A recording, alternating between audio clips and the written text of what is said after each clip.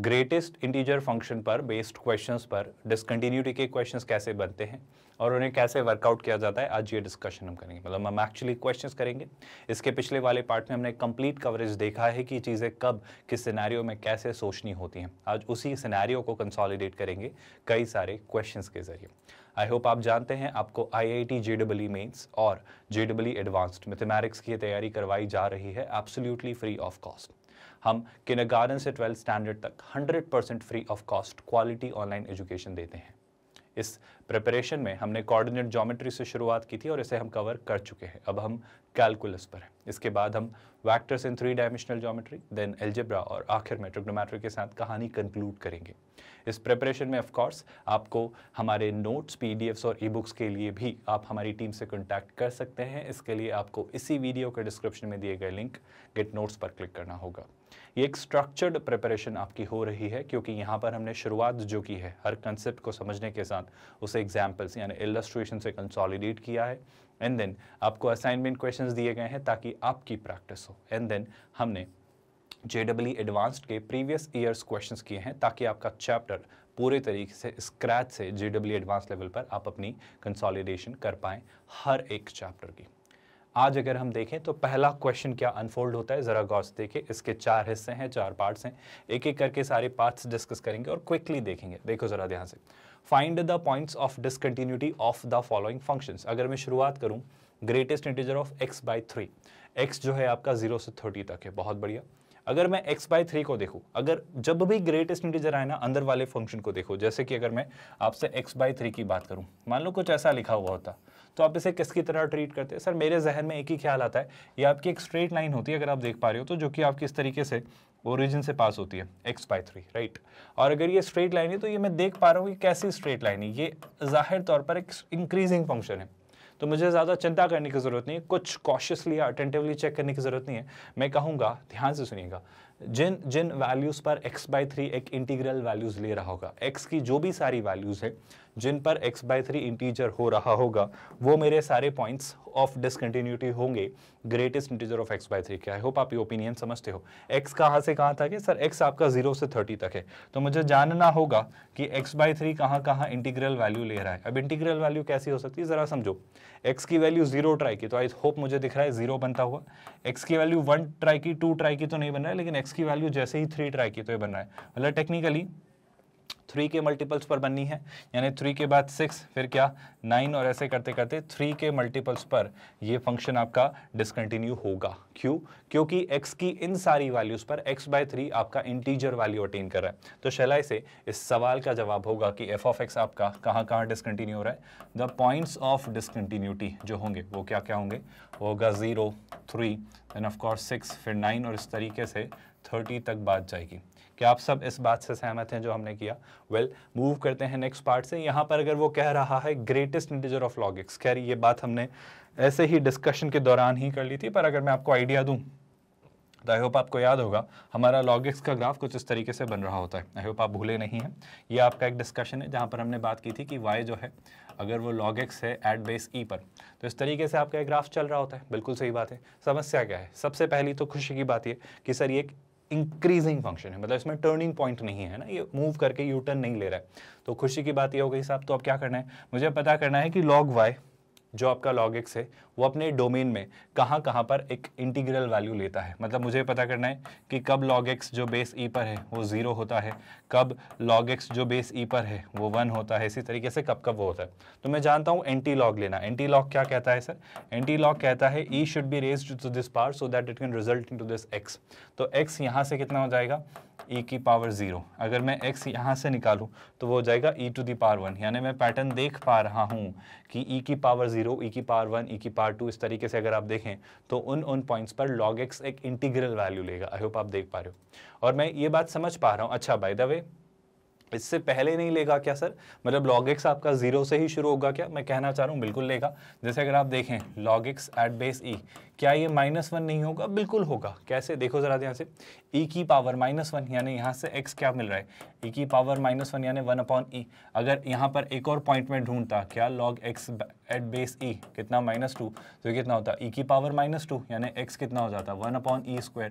तो इस तरीके से कहानी आपकी चलती चली जाएगी। आई होप आप रियलाइज कर पा रहे हो। तो अगर यहाँ पर मैं पॉइंट ऑफ डिसकंटिन्यूटी देखूँ तो सर x की जो इस तरीके की वैल्यूज हैं इन पर आपका log x एक इंटीजर वैल्यू जनरेट कर रहा है। मतलब उस केस में greatest integer of log x का पॉइंट ऑफ डिसकंटिन्यूटी अगर आप मुझसे पूछें तो वो क्या निकल कर आएंगे, वो सारे जो होंगे वो कहाँ होंगे भाई।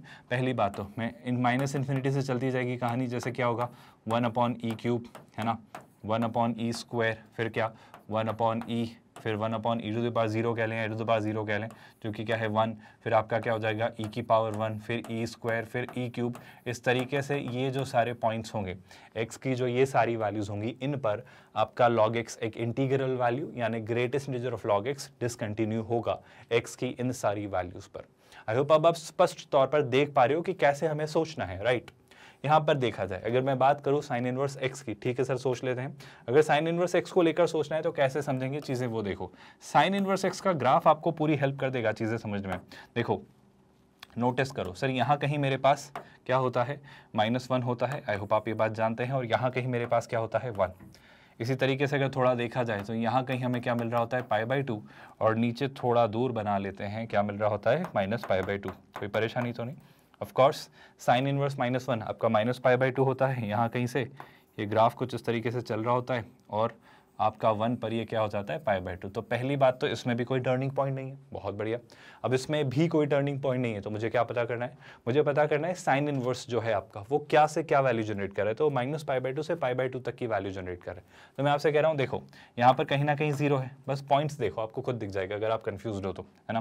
फिर 0 के बाद कहीं ना कहीं क्या आएगा, कहीं ना कहीं आगे जाकर आपको क्या मिलेगा, आपको मिलेगा 1, और ये क्या है भाई, ये आपका है कितना, ये आपका है 1.5 के अराउंड समथिंग, क्योंकि पाई कितना होता है 3.14, तो पाई का हाफ 3 का हाफ अप्रॉक्सीमेटली 1.5, तो अप्रॉक्सीमेटली 1.5 के आसपास ये कोई ना कोई वैल्यू है ना, मोटा मोटा मैं कह दे रहा हूँ बस। और ऑफ कोर्स ये कितना है मोटा मोटा, अप्रॉक्सीमेटली मैं कह रहा हूँ -1.5, तो यहाँ कहीं आपको क्या मिल रहा होगा -1। आई होप ये पॉइंट्स आपको याद है। फिर हम क्या करते थे, हमने इस तरीके से चीज़ें ड्रॉ करना सीखी हैं कि अगर मैं पॉइंट ढूंढना चाह रहा हूँ तो ये 1 पर यहाँ कहीं, ये इस पॉइंट पर जो कि क्या होगा ऑफकोर्स आपका, आई होप आप सोच पा रहे हो, ये ग्राफ किसका है, साइन इनवर्स का। आई होप आप नोटिस कर पा रहे हो जो मैं कहना चाह रहा हूँ, बहुत क्रूशियल पॉइंट है, ध्यान से सुनना। ये ग्राफ किसका है, ये ग्राफ है आपका साइन इनवर्स x का, है ना। अभी साइन इनवर्स x के थ्रू ही मैं इस 1 पर, और ऑफ कोर्स यहाँ जो ये -1 है इस पर, इसकी वैल्यू ढूंढने में ज़रा इंटरेस्टेड हूँ, है ना। तो ये पॉइंट क्या रहा होगा, आई होप आप देख पा रहे हो, ये जो पॉइंट रहा होगा ये रहा होगा कितना, sin 1। I you okay with that, क्योंकि जब साइन इनवर्स ऑफ साइन 1 लेंगे तो ये कितना बन जाएगा 1। और इसी तरीके से ये पॉइंट क्या रहा होगा, आप इसे कह लें साइन ऑफ -1 या -sin1, एक ही बात है, तो आप इसे क्या कह लेंगे -sin1। और ऑफ कोर्स ये है आपका sin 0 जिसे आप 0 ही कहते हैं। तो मैं कह रहा हूँ बहुत ध्यान से नोटिस करिए, x की इन वैल्यूज़ पर, x की किन किन वैल्यूज़ पर, -sin1, 0 और sin 1 पर ये इंटीग्रल वैल्यूज़ ले रहा है, ये इंटीग्रल वैल्यूज़ ले रहा है।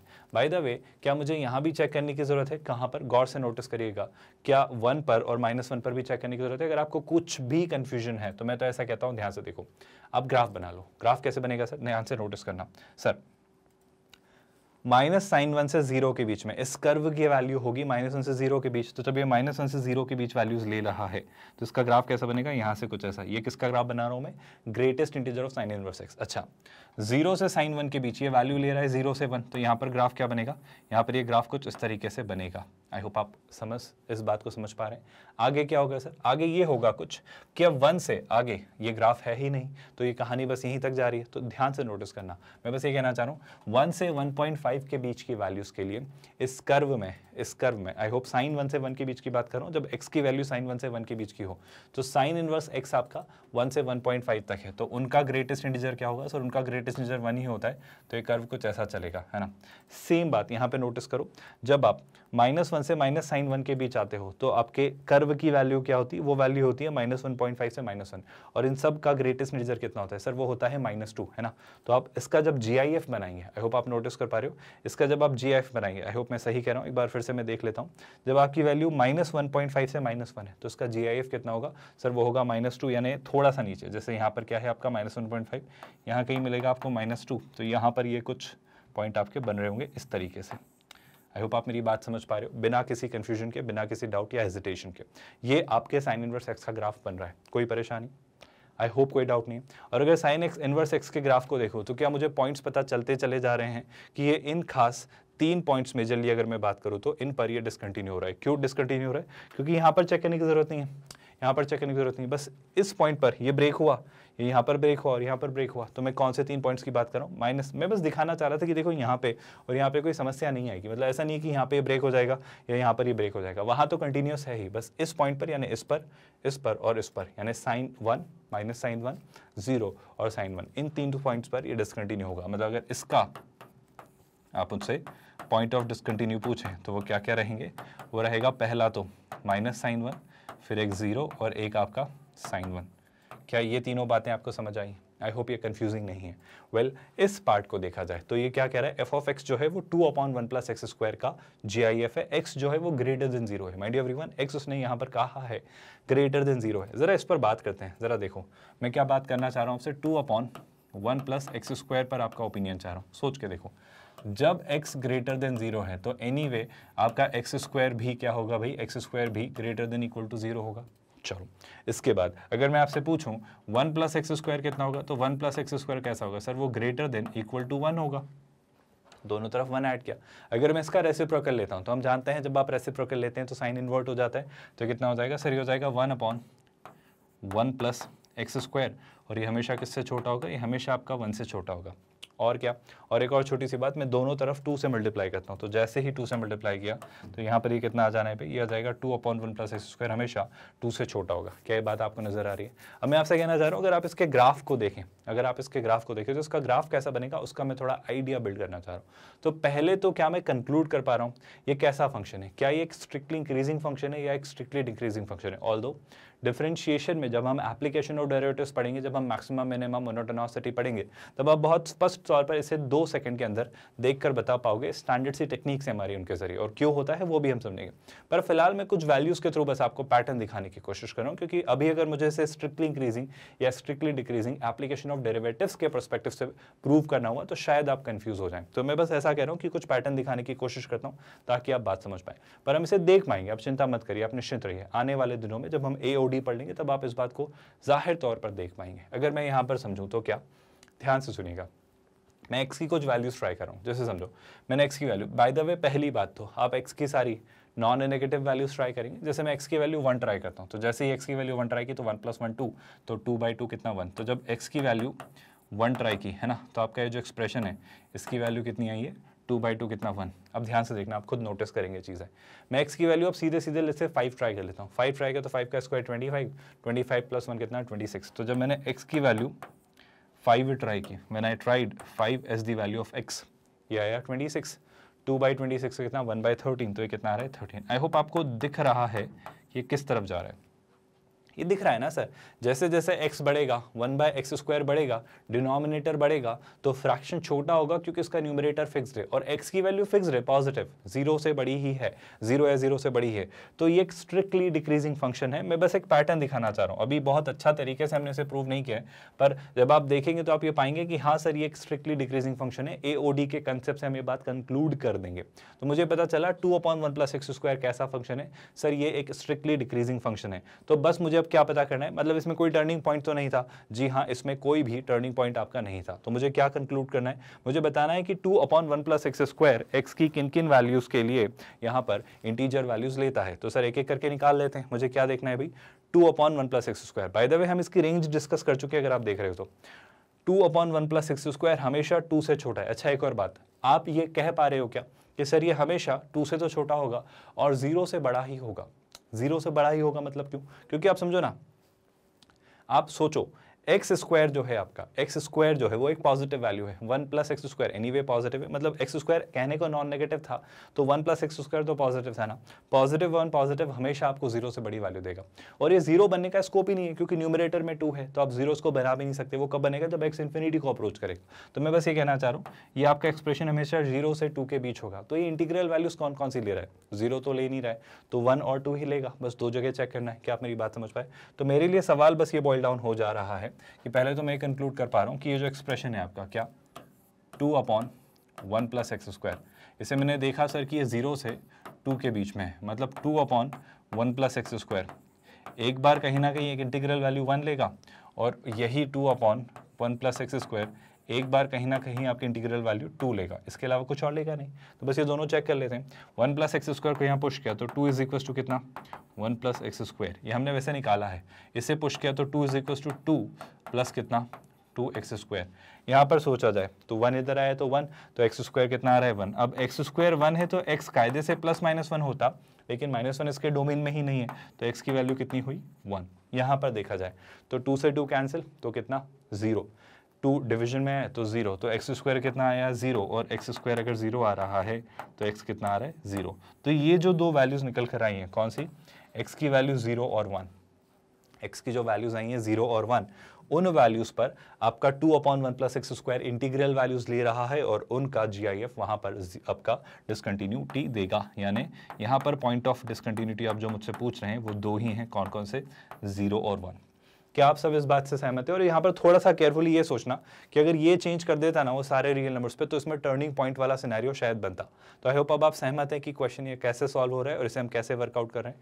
क्या अगले पार्ट पर आए जहां पर हम इसका नेक्स्ट पार्ट सॉल्व करें? देखिएगा जरा ध्यान से, अगर मैं इसके नेक्स्ट पार्ट पर आता हूं कि और हमारे सामने कैसे क्वेश्चन हमें अनफोल्ड करके दिए जा रहे हैं, तो देखो मजेदार क्वेश्चन। पहले तो कह रहा है ग्राफ ड्रॉ करिए and find the points of discontinuity of this. उसने खुद जानबूझकर कहा ड्रॉ करिए, क्योंकि पता है जब आप इसका ग्राफ ड्रॉ करेंगे ना 0 से 2π के बीच में, तो आपको खुद दिखेगा, आप खुद पाएंगे कि सर यहाँ पर टर्निंग पॉइंट है। और ये हम जानते हैं cos x का ग्राफ में टर्निंग पॉइंट होते हैं, तो 2 cos x में भी हो रहे हैं। अब हम थोड़ा ट्रांसफॉर्मेशन ऑफ ग्राफ्स का नॉलेज यूज करेंगे। तो देखो जरा इसका ग्राफ ड्रॉ करेंगे, 2 cos x का पहले ग्राफ ड्रॉ कर लेते हैं। 0 से π तक ही ड्रॉ करना है, चलो ये बहुत खुशी की बात रही, मतलब ज़्यादा मेहनत नहीं करनी है, पर फिर भी कुछ तो करना है। तो मान लो ये क्या रहा सर, ये रहा लेट्स से आपका x एक्सिस मान लिया, और इसी तरीके से अगर y एक्सिस भी बनाना चाहा तो लेट्स से ये आपका क्या है भाई, y एक्सिस।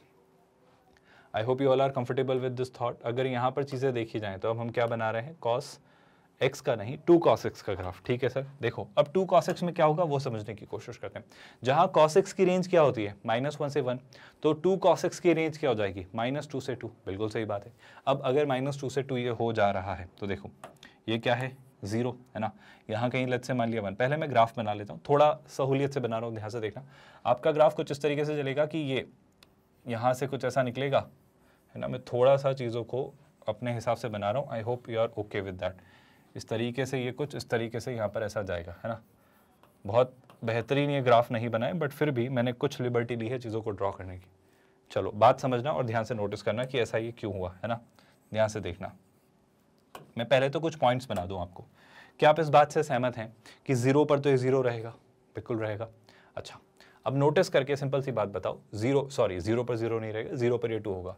क्यों 2 हो जाएगा सर, क्योंकि 2 cos x का ग्राफ है। अच्छा बताओ, ध्यान से नोटिस करना। अच्छा cos आपका 30 डिग्री कितना होता है, ऐसे सोचो कि cos आपका π/2 कितना होता है सर, cos π/2 0 होता है। तो शैलाई से आपका मतलब ये टेक्निकली बस y एक्सिस पर स्ट्रेच होगा, बाकी एक्स एक्सिस पर उन्हीं पॉइंट से गुजरेगा जैसे गुजरता था। जैसे कि cos 90 आपका 0 होता है, तो 2 cos 90 भी तो 0 ही होगा। आप मेरी बात सुन रहे हो क्या? फिर आपका cos 180 यानी cos पाई -1 होता है, तो 2 cos पाई कितना होगा, हो जाएगा आपका -2। आई होप आप ये बात समझ पा रहे हो। यहाँ पर इस तरीके से क्या हो जाएगा -2। ये पॉइंट्स मैं फिर से बना लूंगा, मतलब ये पॉइंट मैं अपनी सहूलियत से बनाऊंगा, क्योंकि इनमें ना बस कुछ कन्फ्यूजन आप ना कर दो। फिर क्या सर, फिर यहाँ पर π/2 है, ये पाई है, यहाँ कहीं क्या आ जाएगा भाई आपका 3π/2। और ऑफकोर्स यहाँ कहीं थोड़ा और अगर इसे आगे मैं एक्सटेंड कर लूँ तो यहाँ कहीं क्या मिलेगा मुझे, 2π। Are you all okay with that? यहाँ तक तो कोई कंफ्यूजन नहीं। और ऑफ कोर्स अब अगर मैं चीज़ें बनाना चाहूँ तो थोड़ी सी चीज़ें मैं बनाने की आपसे लिबर्टी ले रहा हूँ। जैसे कि यहाँ कहीं एग्जैक्ट बीच में क्या रहा होगा, एग्जैक्ट बीच में सर आपका 1 से ये वैल्यूज पास हो रही होंगी, एग्जैक्ट बीच में आपका ये 1 से ग्राफ गुजर रहा होगा, ये बात हमने मानी है ना। अब अगर ये 1 से गुजर रहा है तो मैंने यहाँ पर ये ग्राफ इस पॉइंट पर 2 से गुजर रहा है ना। बहुत प्रेसाइज बहुत एक्यूरेट नहीं बना है, but I hope it's workable. आपको समझाने के लिए मेरे ख्याल से इतना पर्याप्त है। यहाँ पर देखा जाए तो मान लेते हैं सर ये -1 है, और इसे थोड़ा और स्ट्रेच किया जाए तो ये पॉइंट हम मान लेते हैं कितना आपका -2। क्या आप सब इस बात से कंफर्टेबल हैं? हमने ये ग्राफ कहाँ से कहाँ तक बनाया है, 0 से 2π तक। अब अगला काम क्या होता है सर, ये ग्राफ इन लाइंस को जहाँ जहाँ इंटरसेक्ट कर रहा है वहाँ पर y एक्सिस के पैरेलल हमें लाइंस ड्रॉ करनी होगी। तो पहला तो आपका ये पॉइंट आ जा रहा है, ओके विद दैट है ना। y एक्सिस के पैरेलल है तो थोड़ा प्रिसीजन के साथ बना ले तो बहुत मज़ा आ जाएगा। जैसे कि ये वाला पॉइंट हो गया। फिर क्या सर, इसे थोड़ा एक्सटेंड किया तो यहाँ पर कुछ बन रहा है। आई होप आप कंफर्टेबल है इस बात के साथ। फिर क्या अगर मैं देखूँ तो ये पॉइंट यहाँ कुछ बन रहा है, फिर थोड़ा और कंटिन्यू किया तो एक सेकेंड, हाँ यही लाइन को आगे और बढ़ाया तो यहाँ पर मुझे ये एक यहाँ इंटरसेक्ट करता हुआ दिख रहा है, आई होप आपको दिख रहा है ना। इसे थोड़ा और आगे अगर बढ़ाया तो मुझे यहाँ एक इंटरसेक्शन मिल रहा है, और उसे थोड़ा और आगे बढ़ाया तो एक इंटरसेक्शन यहाँ भी मिल रहा है जनाब। आई होप आप देखते चले जा रहे हैं। थोड़ा और अगर हम आगे बढ़ाएं, है ना, सारे पॉइंट्स ही ठीक से ड्रॉ किए जाएँ तो ज़्यादा अच्छा है। एक इंटरसेक्शन यहाँ मिल रहा है और थोड़ा आगे बढ़ाएं, ये क्यों शिफ्ट कर रहे हैं हम, है ना, एक सेकेंड दीजिएगा। इसी वाले पार्ट को ठीक से ड्रॉ करें तो इस वाले पार्ट को अगर आगे पुश करूं तो एक इंटरसेक्शन मुझे यहाँ 2 पाई पर भी मिल रहा है, जैसे मैं थोड़ा प्रिसाइजली बना लूँगा। मैंने कोई पॉइंट मिस तो नहीं किया, जैसे यहाँ इंटरसेक्शन था तो ये बना, ये बना, ये बना, है ना, ये बना, ये और ऑफकोर्स वहाँ। ऑफकोर्स ये थोड़ा सा प्रिसाइजली नहीं बना है, but I hope you give me that liberty कि मैं इतना चीज़ों को बना पाऊँ ठीक से, है ना। पर अब हो क्या रहा है सर वो बताओ। मेरा कहना है अब आप मुझे शायद कुछ कहने की जरूरत नहीं है। ये पॉइंट क्या रहा होगा 1, ये पॉइंट रहा होगा 2, ये पॉइंट रहा होगा -1 और ये पॉइंट रहा होगा -2। ये ग्राफ किसका है भाई? ये ग्राफ है आपका 2 cos x का। अब यहाँ से हम किस पर जाना चाह रहे हैं? यहाँ से हम बनाना चाह रहे हैं greatest integer of 2 cos x। Twist क्या आएगा? ट्विस्ट कुछ नहीं है, बस छोटी छोटी सिंपल सी बातें हैं। ये पॉइंट्स आप निकाल सकते हो, बहुत विशेष बात नहीं है। जैसे कि बताओ 1 कब होगा? सर 1 जब होगा जब ये हाफ होगा। cos 1/2 कब आता है? सर cos 1/2 जब आपका आता है। मेरी बात समझ रहे हो ना? मुझे 1 चाहिए, मतलब मुझे ऐसे सोचना, मुझे क्या चाहिए? 2 cos x 1 चाहिए। 2 cos x 1 चाहिए मतलब cos x क्या चाहिए? cos x 1/2 चाहिए। अब cos x 1/2 कब होता है? जाहिर सी बात है आपका 60 डिग्री पर। 60 डिग्री यानी कितना है? ये आपका पॉइंट है π/3। आई होप आप इस बात से सहमत हैं। तो ये पॉइंट रहा π/3। अब ये भी सीक्वेंशियली उतना ही आगे है जितना π/2 से हम पीछे गए। तो अगर मुझे -1 पता करना है तो π/2 से अब कितना डिस्टेंस आगे गए? जैसे ये 90 डिग्री था, आपने 30 डिग्री सब्ट्रैक्ट किया तो 60 आया, तो 90 में 30 ही ऐड करना है तो आपका एक और पॉइंट आ जाएगा ना 120। 120 कितना होता है? मेरे ख्याल से 2π/3। सही बोल रहा हूँ क्या? 60 का ट्रिपल है ना, तो नहीं 60 का डबल, तो बिल्कुल π/3 का डबल। तो ये पॉइंट क्या रहा होगा? ये पॉइंट रहा होगा आपका 2π/3, है ना। ये पॉइंट तो पता ही है। सेम बात है अगर आप सोचना चाहें तो ये भी 30 डिग्री का डिफरेंस है और ये भी 30 डिग्री का डिफरेंस है। 3π/2 कितना होता है? 270।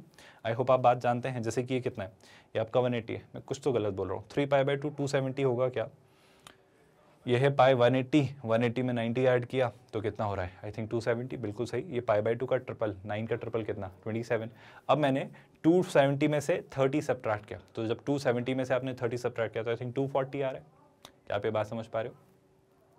270 में से 30 सब्ट्रैक्ट किया तो 240, यानी 120 का डबल, यानी 2π/3 का डबल, यानी कितना? ये आ जाएगा आपका 4π/3। आई होप मैं आपको कंफ्यूज नहीं कर रहा हूँ चीज़ों के साथ। फिर क्या? 270 में 30 ऐड किया यानी 300। 300 यानी कितना? आप 300 को कन्वर्ट कर लो, थोड़ा सा दिमाग लगाओ। कैसे? 300 में मुझे क्या दिखता है?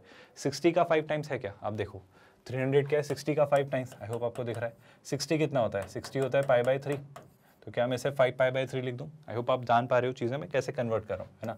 तो 60 का 5 टाइम्स यानी इसे मैं कितना लिख लूँगा? इसे मैं लिख लूँगा 5π/3।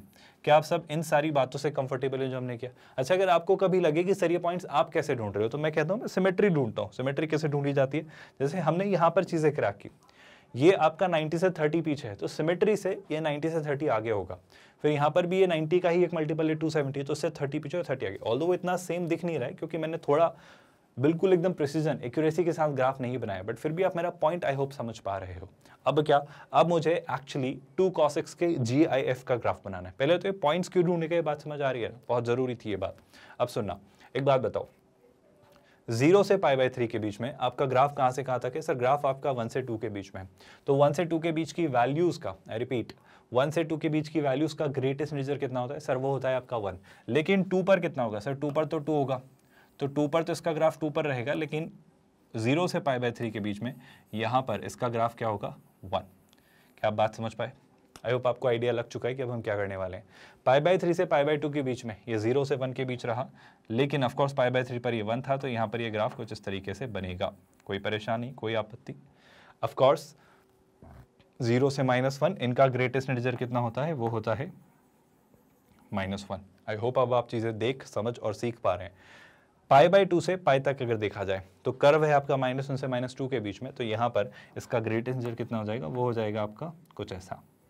अब देखना यहाँ पे बहुत शानदार सी चीज़ होगी और आप देख पाओगे कि कैसे टर्निंग पॉइंट्स के केस में आप डिसकंटिन्यूटी चेक करते हो। देखो ज़रा, पाई से 4π/3 तक, पाई से 4π/3 तक कर्व कहाँ से कहाँ तक रखा, -1 से -2 तक। अब कर्व अगर -1 से -2 तक है, अगर कर्व -1 से -2 तक है तो उसका GIF -2 ही रहेगा। आई होप आप देख पा रहे हो। तो यहाँ पर भी ये कुछ ऐसा ही चलेगा। ऑफ कोर्स यहाँ पर ये -1 हो जा रहा है तो ये कुछ ऐसा, अब आप इसे बनाएंगे तो ये कुछ ऐसा बनेगा, इसे बनाओगे तो ये कुछ ऐसा बनेगा, इसे बनाओगे तो ये कुछ ऐसा बनेगा, जिसकी समझ आई होप अब आप सभी को है ना। बस ये एक्सट्रीम पे चेक करना जरूरी है। देखो यहाँ पे ये पॉइंट पे डिसकंटिन्यू हो रहा है, मतलब आप क्या हो कि सर देखो 0 पे तो डिसकंटिन्यू नहीं है, आप कहो कि 2π पे डिसकंटिन्यू नहीं है, तो है 2π पर। आप देखो लेफ्ट हैंड लिमिट कह रही है मैं इस तरफ जा रहा हूँ, लेकिन 2π पे वैल्यू अचानक से चेंज हुई। आप देखो 0 एक बाउंड्री कंडीशन है, 0 पर राइट हैंड लिमिट देखो, राइट हैंड लिमिट कह रही है मैं 1 की तरफ जा रहा हूँ, लेकिन 1 पर मतलब सॉरी 0 पर वैल्यू कितनी हो गई, 2 हो गई। और मुझे बाउंड्री पर चेक करना जरूरी है क्योंकि 0 से 2π क्लोज्ड इंटरवल में है।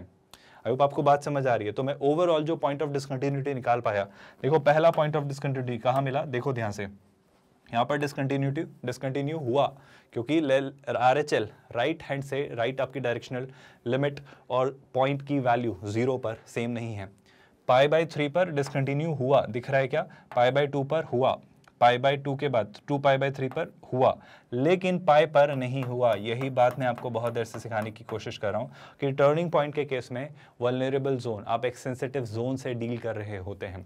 यहाँ से आगे अगर बढ़ा तो 4π/3 पर हुआ, 3π/2 पर भी हुआ, इवन 5π/3 पर भी हुआ और 2π पर भी हुआ। अगर आप मेरी बात समझ पा रहे हो तो ध्यान से देखो जरा, क्यों हो रहा है 2π पर, क्योंकि 2π पर left directional limit, left hand side से सोचो ना, आप किस तरफ जा रहा है, ये इस तरफ जा रहा है, मतलब वो कह रहा है कि मैं तो 1 हूँ, लेकिन 2π पर जैसे ही देखा तो वो क्या कह रहा है, मैं तो 2 हूँ। तो बात सेम नहीं है। यही बात यहाँ पर हुई, जब मैंने 0 पर RHL निकाली, राइट हैंड से डायरेक्शनल लिमिट निकाली, तो 1 की तरफ ले जा रहा है, लेकिन 0 पर वैल्यू पूछी तो वो कितनी आ गई, सर वो आपकी आई है 2। तो अगर मैं यहाँ पर इस कर्व के पॉइंट ऑफ डिसकंटिन्यूटी की बात करूँ तो देखो कौन कौन से आएंगे, इसके जो भी सारे पॉइंट ऑफ डिसकंटिन्यूटी आए हैं, पहले तो 0 था, बिल्कुल था, 0 के बाद π/3, π/2, 2π/3 है ना, π/3, π/2 और 2π/3। क्या अब आप सहमत हैं चीजें कैसे देखी जाती हैं और चीजों को कैसे सोचा जाता है। फिर कौन सा पॉइंट, आई होप आप नोटिस कर रहे हो, अब 2π/3 के बाद पाई नहीं है, फिर क्या है 4π/3, 3π/2 है ना। तो ये कितना है भाई, 4π/3 और 3π/2। नेक्स्ट जो पॉइंट आया था, आई थिंक कितना आया था, 5π/3 आई बिलीव और 2π, दोनों ही पॉइंट्स हैं। तो यहाँ पर 2 पॉइंट्स और आएंगे, कौन कौन से, 5π/3 एंड ऑफ कोर्स कितना, 2π। क्या अब आप कंफर्टेबल है इस थॉट के साथ कि टर्निंग पॉइंट पे कैसे फंक्शन कंटिन्यूस हो जाता है, हो सकता है, मैं नहीं कह रहा हूं होता ही है, मैं कहता हूं हो सकता है, चांसेस है, पॉसिबिलिटी है। और ये एक बिल्कुल साक्ष्य आपके सामने रखा है, बिल्कुल स्पष्ट सा प्रमाण आपके सामने रखा है, जिसको देखकर आप समझ पा रहे हो। अगला सवाल देखते हैं जरा क्या निकल कर आ रहा है।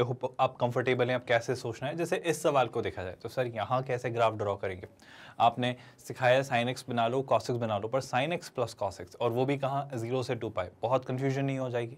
मेरा कहना है जब भी sin x plus cos x दिखे तो कुछ और सोचना। क्या सोचना, ध्यान से देखो, पहले सारी बातें भूलो, मैं सब चीज़ों से डील करूंगा, पर पहले मैं sin x plus cos x से थोड़ी निजात पाना चाहता हूँ। तो मैं कहूँगा प्लीज़ ध्यान से सुनिए, आप पूरे एक्सप्रेशन में जो लिखा हुआ है, क्या लिखा हुआ है, sin x plus cos x, इससे 1/√2 यानी √2 से मल्टीप्लाई, √2 से डिवाइड करिए। सर ऐसा क्यों कर रहे हो, बस आप करिए, है ना। तो जैसे ही आपने √2 से मल्टीप्लाई किया तो लेट्स से √2 यहाँ लिखा हुआ है, और √2 से डिवाइड किया तो ये रहा एक √2 और ये रहा एक और √2। Now that's totally your call. अब आप इसे साइन में कन्वर्ट करना चाहते हैं या कॉस में। सर ऐसा क्या कह रहे हो आप, साइन में कन्वर्ट करना चाहते हैं या कॉस में, इसका क्या मतलब है। मैं कह रहा हूँ आपकी मर्जी, आपको क्या इसमें कोई फॉर्मूला लगते हुए नहीं दिख रहा है। कौन सा फॉर्मूला, आप देखो जरा ध्यान से, कि आपको नहीं दिख रहा sine A cos B plus cos a sin b, यानी कि क्या मैं इसे कन्वर्ट कर सकता हूँ, यहाँ 1/√2 को क्या मैं लिख सकता हूँ, देखो sin x तो एज इट इज लिखा हुआ है, 1/√2 को क्या मैं cos 45 यानी cos π/4 लिख सकता हूँ क्या, बिल्कुल लिख सकता हूँ, प्लस cos x को मैंने एज इट इज रखा, लेकिन 1/√2 को क्या मैं sin 45 यानी sin π/4 लिख सकता हूँ क्या। ऑफ कोर्स बाहर √2 है जिसको मुझे अभी ज़्यादा चिंता करने की ज़रूरत नहीं है, पर कुछ ऐसा दिख रहा है, बढ़िया। फिर क्या, यहाँ पे थोड़ा और नोटिस किया जाए तो sin a cos b plus cos a sin b, ये sin a प्लस b का फॉर्मूला है जिसे आप ट्रिगो के वक्त पढ़ेंगे, है ना। तो ये कितना हो जाता है, सर होता है sin a प्लस b यानी sin x प्लस π/4, और इसका ऑफ कोर्स कितना, √2 टाइम्स। तो सर क्या इसका ग्राफ हम बना लेंगे। मेरा कहना है, आपको याद है, अगर आप sin x का ग्राफ जानते हो तो साइन आप x प्लस पाई बाय 4 और उसका √2 टाइम्स का ग्राफ बना सकते हो। मैं थोड़ा आइडिया देता हूँ, फिर एक फेयर हम ड्रॉ करेंगे, पर मैं पहले आइडिया देता हूँ कि हम एग्जैक्टली इंटरनली करेंगे क्या। पहले सोच के देखो, जो साइन x का ग्राफ है वैसा ही बनेगा, लेकिन जब sine x plus pi by 4 पे जाऊंगा, देखो याद करो, मैं रफ स्केच आपको देने की कोशिश कर रहा हूँ कि चीज़ें कैसे होंगी, फिर ऑफकोर्स हम बात करेंगे। जैसे साइन x में क्या होगा, जैसे साइन x का ग्राफ कुछ ऐसा चल रहा होता है, और कहाँ तक जाना है सर, 0 से 2 पाई पर ही खेलना चाह रहा है वो, बिल्कुल, तो हम 0 से 2 पाई की बात कर रहे हैं। तो ये साइन x का ग्राफ है 0 से 2 पाई में, लेकिन आपने क्या किया, आपने एक छोटा सा काम किया। ये किसका ग्राफ है भाई, ये आपका साइन x का ग्राफ है, लेकिन आप क्या करना चाह रहे हो, आप x में क्या ऐड कर दे रहे हो, आप x में पाई बाय 4 ऐड कर दे रहे हो। अब समझो बात को, जैसे ही x में पाई बाय 4 ऐड हुआ, क्या आप मेरी बात समझ पा रहे हो, जब x 0 है तो साइन 0 आप नहीं निकाल रहे हो, अब आप साइन पाई बाय 4 निकाल रहे हो। साइन पाई बाय 4 कितना होता है सर, 1/√2। तो टेक्निकली जो ग्राफ ये ऐसा था, ये जो ग्राफ ऐसा था आपका, ऑफ कोर्स इसके आगे भी कुछ रहता है जो अभी मुझे नहीं पता, पर वो graph exactly pi by 4 unit से एक्स एक्सिस पे लेफ्ट हैंड साइड पे शिफ्ट हो जाएगा। क्या आपको ये बात याद है? आई होप आपको ये बात याद है। तो बस यही ग्राफ उठा के मैं थोड़ा सा पाई बाय 4 यूनिट, आई होप आप देख पा रहे हो, ये आपका पाई बाय 2 है ना, ये पाई बाय 4 है, तो इतना पार्ट आपका इस तरफ शिफ्ट हो जाएगा। अगर आपको ये बात समझ आ रही है तो आई होप आप देख पा रहे हो। तो इतना पार्ट अगर इस तरफ शिफ्ट हुआ तो ये ग्राफ कुछ इस तरीके से बन रहा होगा। क्या आप मेरी बात समझ पा रहे हो? आई होप मैं ज़्यादा कंफ्यूज आपको नहीं कर रहा हूँ, है ना। ऑफकोर्स हम बना लेंगे ग्राफ। तो यहाँ पर ये होगा आपका 0, आई होप आप सुन रहे हो। अब ऑफकोर्स पाई बाय 2 पर 1 नहीं हो रहा है, ये कहीं और हो रहा है। कहाँ हो रहा है? पाई बाय 4 पर। तो ये आपका पाई बाय 4 है। इस तरीके से आपको चीज़ें मिलती चली जाएंगी जहाँ तक भी ये जाएगा। क्या आप मेरी बात समझ पा रहे हो? तो हमने क्या किया, पहले जो साइन एक्स का ग्राफ बनाया उसको पाई बाय 4 यूनिट से लेफ्ट हैंड साइड शिफ्ट करेंगे। आई होप हम ये कर लेंगे, बहुत बड़ी विशेष बात नहीं है। फिर क्या करना है सर, फिर इस एक्सप्रेशन को √2 से मल्टीप्लाई करना है। √2 से मल्टीप्लाई करने का क्या मतलब है, मतलब जो इसका डोमेन रेंज हुआ करता था -1 से 1, अब उसमें √2 से मल्टीप्लाई हो जाएगा, तो ये -√2 से √2 हो जाएगा साहब। मतलब ये √2 टाइम्स स्ट्रेच हो जाएगा y एक्सिस पर, मतलब जो कर्व ऐसा था ये x एक्सिस पर वहीं रहेगा, उन पॉइंट्स पर ही रहेगा, पर ये स्ट्रेच हो जाना है, इसका स्ट्रेचिंग हो जाएगी। मतलब ये √2 टाइम्स, मतलब जो आपकी 1 और -1 तक की खिंचता था, अब ये एक्चुअली कहाँ तक जाएगा, √2 से -√2 तक। क्या आप मेरी बात समझ पाए? इस तरीके से इसका कर्वेचर बनेगा। मैं तीनों स्टेप एक एक करके परफॉर्म करूंगा, पर पहले मैं आइडिया देना चाह रहा था कि हम ट्रांसफॉर्मेशन ऑफ ग्राफ्स की टेक्निक कैसे अप्लाई करते हैं। और आपको ये बात याद आ रही है कि फिर से मैं बार बार यही बात दोहराऊंगा कि जो वक्त हमने इन्वेस्ट किया है, जैसे आपने शायद अगर समझा हो कि ज़ाया किया है रिलेशंस एंड फंक्शंस चैप्टर को पढ़ते वक्त, जब हमने हर एक बात को बहुत डिटेल में सीखा था, वो कितनी ज़रूरी है आपके हर चैप्टर के इन क्वेश्चंस को सॉल्व करने के लिए, क्योंकि ये सब कुछ उसी पर बेस्ड है। तो वो फाउंडेशन था जो हमने बिल्ड किया था, जिसमें हमने कई सारा वक्त लगाया ताकि हमारी हर एक चीज़ क्लियर हो। अब जब वो सारी बातें मुझे क्लियर हैं तो मुझे इन क्वेश्चंस को सोचने में ज़्यादा मेहनत नहीं लगती। बस यही बात है ना। तो कुछ चीज़ों पर आपको वक्त इन्वेस्ट करना होता है, उनके रिटर्न शायद उस वक्त नहीं दिखते, पर वो इन्वेस्ट किया हुआ वक्त आपको कहीं ना कहीं लॉन्गर रन में अच्छे रिटर्न्स, अच्छे रिजल्ट्स देता है। जैसे इस सवाल की बात करें, साइन एक्स का ग्राफ बनाने के बजाय मैं सीधे sine x plus pi by 4 का आपके सामने ग्राफ बनाऊंगा, और थोड़ा सा प्रिसाइजली ही बनाएंगे क्योंकि मुझे इसका GIF भी लेना है, तो थोड़ा सा एक्यूरेट ही बनाना है ना। वो तो अभी एक रफ मैंने आपको आइडिया देने की कोशिश की। अब अगर मैंने इसे थोड़ा एक्यूरेटली बनाने की कोशिश की, है ना, तो ध्यान से देखो, यहाँ पर कुछ चीज़ें इस तरीके से हो रही होंगी कि ये रहा, मान लिया जाए आपका क्या, y एक्सिस, है ना, और इसी तरीके से यहाँ पर क्या ले लिया जाए, लेट्स से ये है आपका x एक्सिस। कोई परेशानी तो नहीं है इस बात को, तो आई होप आप समझ पा रहे हो। ये आपके y एक्सिस और x एक्सिस हो जा रहे हैं। अभी क्या, अब देखना ध्यान से, मैं ग्राफ बनाने में थोड़ा इंटरेस्टेड हूँ साइन x का। ध्यान से नोटिस करो, मुझे कुछ पॉइंट्स बताओ। ऐसे सोचो, जब x 0 होगा तो साइन की वैल्यू कितनी मिलेगी? सर साइन की वैल्यू आपको मिलेगी पाई बाय 4। पाई बाय 4 यानी कितना, 1/√2। अब आपको नजर आ रहा है, कोई परेशानी तो नहीं है? अच्छा, क्या छोटा सा एक काम अगर मैं कर लूं तो आपकी इजाजत हो तो क्या दोनों काम साइमल्टेनियसली कर लूं? मैं कुछ पॉइंट्स ढूंढ रहा हूं 0 से पाई बाय 4 के बीच में। गौर से सुना, मैं 0 से 2 पाई के बीच में कुछ पॉइंट्स ले लेता हूं रैंडम से। मैं आपको बताऊंगा ऐसा क्यों लिया, ताकि मैं उन पर √2 times sine x plus pi by 4 की वैल्यूज चेक कर लूँ और उन पॉइंट्स को ज्वाइन कर दूँ, मुझे कर्वेचर मिल जाएगा। यही मुझे करना है। तो मैं कुछ पॉइंट्स पर खेल लेता हूँ, कुछ पॉइंट्स पर वैल्यूज निकालता हूँ। जैसे ही x की वैल्यू 0 ट्राई की, तो देखो x की वैल्यू 0 ट्राई करते ही पाई बाय 4 मुझे मिला, यानी साइन पाई बाय 4 यानी 1/√2, और 1/√2 को √2 से मल्टीप्लाई किया तो कितना मिला, 1। मतलब पहला पॉइंट जो मुझे मिला 0 पर, वो कितना हुआ भाई, वो आपको मिलेगा सर यहाँ कहीं, लेट्स कॉल इट 1। क्या आप मेरी बात समझ पा रहे हो, है ना। तो पहला पॉइंट तो मुझे यहाँ कहीं ये मिल रहा है। Everyone okay with that? Any confusions? अभी क्या, अब अगला पॉइंट है ना, 1 यहाँ है तो मेरे ख्याल से √2 यहाँ कहीं होगा, तो लेट्स कॉल इट √2। अब अगला पॉइंट निकालते हैं π/4, है ना। π/4 ही क्यों? क्योंकि मुझे दिख रहा है, ध्यान से देखो, π/4 प्लस π/4, सर ये कितना होता है? π/4 प्लस π/4 होता है π/2, ये हो गया sin π/2। sin π/2 कितना होता है? 1, तो हो जाएगा √2। क्या आपको बात समझ आ रही? तो अगला पॉइंट यहाँ से थोड़ा सा आगे बढ़े। अब π/4 अप्रॉक्सीमेटली कितना होता है? देखो पाई होता है 3.14, 3.14 का हाफ मोटा मोटा 1.5, 1.5 का हाफ भी 0.75, तो 1 से थोड़ा कम, यानी इतना यहाँ कहीं हो गए। आप मेरी बात समझ पा रहे हो? तो ये कितना हुआ भाई? ये हुआ π/4। अब अगर ये π/4 है तो इस पर ये कितना हुआ? इस पर ये हुआ साहब √2। तो π/4 के अलॉन्ग अगर मैं गया तो यहाँ पर मुझे √2 मिलना है। क्या आप मेरी बात समझ पा रहे हो? मैं बस ग्राफ अब बनाना चाह रहा हूँ। अब आपको पैटर्न दिख जाएगा कि कैसे बिहेव करेगा। जैसे π/4 के बाद अगर मैं नेक्स्ट पॉइंट पर आया तो नेक्स्ट पॉइंट क्या? आप चाहें तो π/2 ट्राई करिए, है ना। π/2 से मुझे क्या मिलेगा? कुछ खासी वैल्यू मुझे नहीं मिलने वाली है, क्योंकि क्या फर्क पड़ना है, π/2 प्लस π/4 कितना बन जाएगा? मतलब इट्स लाइक 90 प्लस 45, 90 प्लस 45 कितना हो जाएगा? साइन है तो मैं इससे वैल्यू निकाल रहा हूँ अपना फॉर्मूला लगा के। 90 प्लस 45 कितना हो जाएगा? Cos, of course positive sign, तो कॉस 45 कितना होता है? 1/√2। तो 3π/2 पर भी, I repeat my statement, π/2 plus π/4, I repeat my statement, π/2 plus π/4, जो कि कितना होता है? 90 प्लस 45 135, है ना। तो अगर मैं π/2 पर भी निकाल ही लूँ, जब मेरी x की वैल्यू कितनी होगी? π/2, तो ये π/4 है, इतनी ही डिस्टेंस और, है ना, यानी यहाँ कहीं, यहाँ पर ये होगा π/4। लेकिन इस पॉइंट पर इसकी वैल्यू वापस कितनी हो जाएगी? गौर से देखो, ये हो जाएगा पूरा 1/√2, 1/√2 इंटू √2 कितना? 1। मैं थोड़ा सा प्रेसाइजली निकालना चाह रहा हूँ ताकि आप चीज़ें समझ पाएं और कंफ्यूज्ड ना रहें। क्या हम, आई होप अब आपको पैटर्न दिख रहा है कि इसका ग्राफ कैसा बन रहा है। मैं पॉइंट्स निकाल रहा हूँ। खैर आप ग्राफ बना भी सकते थे, पर ये पॉइंट्स ढूंढने में थोड़ी मेहनत लगती। ऑफ कोर्स ये π/4 नहीं है, ये कितना है भाई? ये आपका होगा π/2। Do you all agree with that? जो हम करना चाह रहे हैं, करने जा रहे हैं। आई होप अब बातें समझ आ रही। अब अगर मैं चीज़ें देखूं, मैं पैटर्न देख पा रहा हूँ क्या कि सर देखो ये π/2 पर यहाँ कहीं गया, थोड़ा और आगे बढ़ते हैं। थोड़ा और आगे बढ़े मतलब क्या? मतलब अब अगर मैं और आगे बढ़ूँ तो जैसे π/2 के बाद अब आप क्या ट्राई कर लो? 3π/2 ट्राई कर लेते हैं, या रादर 3π/2 के बजाय ये 0 कब होगा ज़रा वो सोचने की कोशिश करते हैं। देखो 0 कब होगा वो समझना। मुझे अगर इसे अब 0 बनाना है, मैं लाना चाह रहा हूँ इसे 0 तक, सेम ऐसा ही पैटर्न नीचे भी दिख जाएगा मुझे, ऐसी ही कुछ चुनिंदा वैल्यूज़ के लिए, पर अब मैं 0 पर आना चाह रहा हूँ सीधे। देखो 0 कैसे होगा वो समझते हैं। 0 कब होगा? सर जब साइन 0 होगा। तो एक वैल्यू तो मुझे क्या मिलती है? -π/4, लेकिन एक और वैल्यू मिलती है सर जब साइन पाई होता है। साइन 0 होता है, पर साइन पाई भी तो 0 होता है। तो अगर यहाँ पाई बनाना है, यहाँ अगर पाई बनाना है, पाई मतलब कितना? 180 डिग्री। ये ऑलरेडी 45 है, तो 135 डिग्री। 135 मतलब कितना? ध्यान से देखो, अगर यहाँ x की जगह 135 होता, आप समझो, तो 135 में अगर मैंने 45 ऐड किया होता तो शैल ऐसे 180 बन जाता।